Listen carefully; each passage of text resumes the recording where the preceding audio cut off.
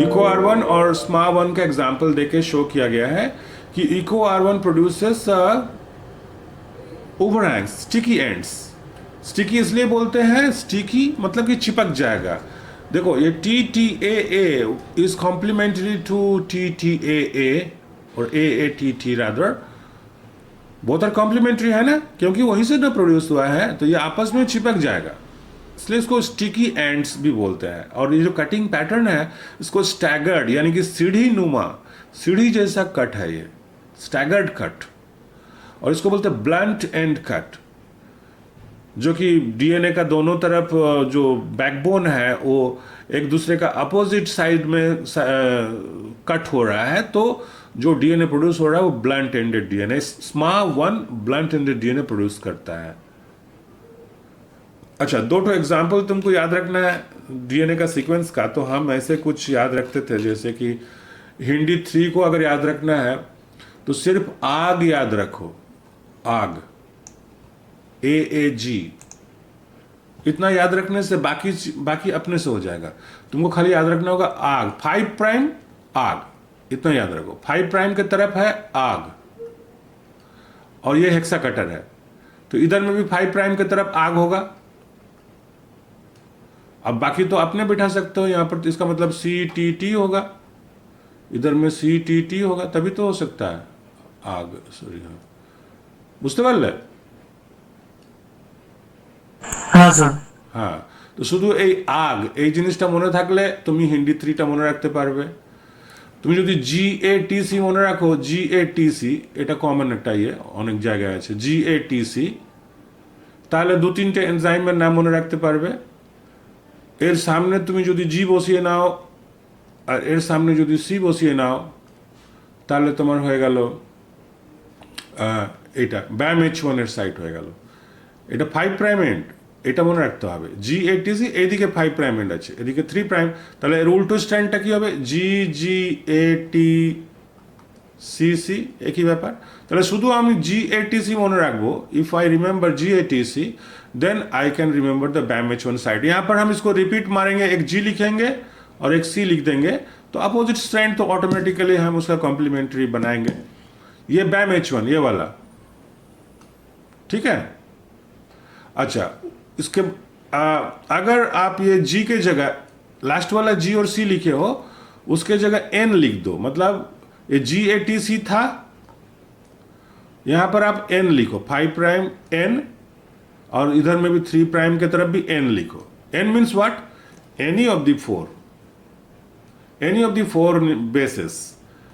तो फिर N, यहां पर GATC रहेगा, GATC तो याद रखना होगा, N, तो ये वाला हो जाएगा, ये MBO1 का साइट हो जाएगा, टेट्रा कटर का साइट हो जाएगा। देखो टेट्रा कटर में भी GATC ओवरहैंग है, और ये BAM-H1 जो हेक्सा कटर है उसका भी GATC ओवरहैंग है।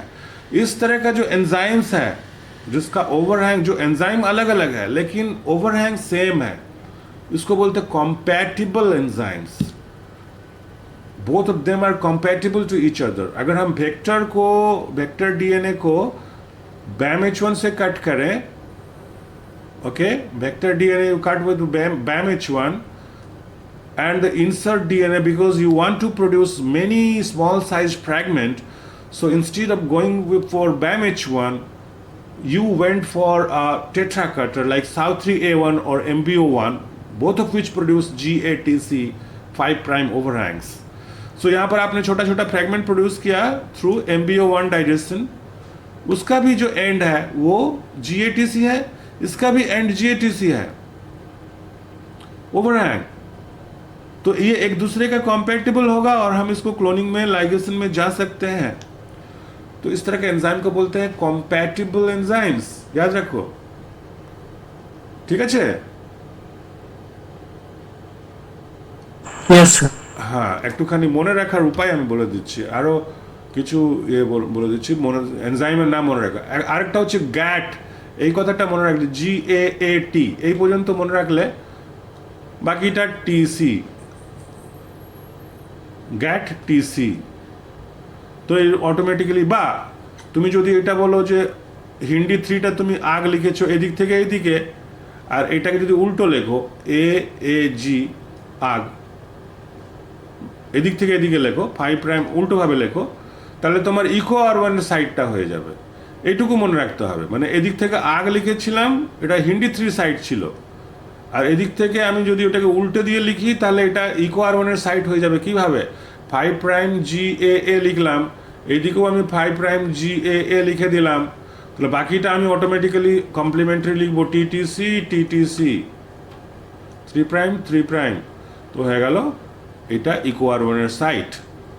এটা মনে রাখতে হবে যে ওয়্যার ডু দে কাট, এই জায়গায় কাট করবে, এইখানে কাট করবে।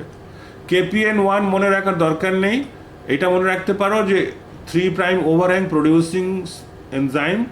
আচ্ছা, কখনো জিজ্ঞেস করতে পারে কোনো সিইউইটি বা অন্যান্য কোনো এক্সামে, তো কেপিএন 1 আর এসএসটি 1 বা স্যাক 1 এরা হচ্ছে সব 3 প্রাইম ওভারহ্যাং প্রডিউস করে, ঠিক আছে। বাকি মোস্টলি যেগুলো কমন এনজাইমস সেগুলো 5 প্রাইম ওভারহ্যাং প্রডিউস করে। এর সিগনিফিকেন্স বললাম, you can't end fill this sites and can't go for restriction mapping through electrophoresis and other methods like that. Sequencing করে করার তো আলাদা ব্যাপার আছে, ওটা করা যেতে পারে। So like this. আরেকটা মনে রাখার খুব সুবিধাজনক সাইড, সব ভুলে যাচ্ছ তো মনে রাখতে পারো C C C G G জি, এটা তো কিছুই নেই। SMA 1 আর XMA 1 এই দুটো একই sequence, C C C G G G, C C C G G G, ওর উল্টো স্ট্র্যান্ডটাও C C C G G G হবে। Always read in a 5 prime to 3 prime direction, তাহলেই ব্যাপারটা মিটে যাবে। ওকে, তো এটা সবচেয়ে সিম্পলেস্ট। কিন্তু এইখানে দেখো দুটো এনজাইমেরই রেস্ট্রিকশন সাইট সেম, অথচ দে আর 2 ডিফারেন্ট এনজাইমস এবং তাদের কাটিং সাইট পজিশন কিন্তু আলাদা। এ ব্লান্ট এন্ডেড ডাইজেশন করে, এ স্টিকি এন্ড করে, প্রডিউস করে, স্ট্যাগার্ড কাট করে। তো enzymes having same recognition sites but have different cutting patterns are called isosizomers.